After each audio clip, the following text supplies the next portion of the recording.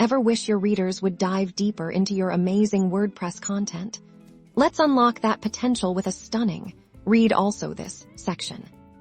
First, we'll head into your WordPress dashboard, navigate to Plugins, and click on Add New. This is where we'll find the perfect tool to automatically link your related articles. In the plugin search bar, type Related Posts or Read Also This. You'll see a variety of options for this tutorial. We're going to install and activate yet another Related Posts plugin, or YARPP, as it's a very popular and robust choice.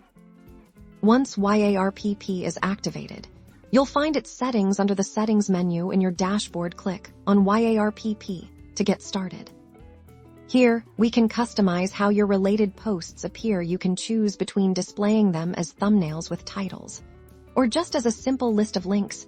We can also set how many related posts will show up automatically after each of your articles. For a visually appealing experience, I recommend selecting the thumbnail display.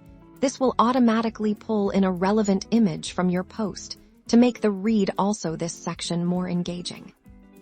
Now let's see it in action. Scroll down to the bottom of any of your blog posts and voil a tilde.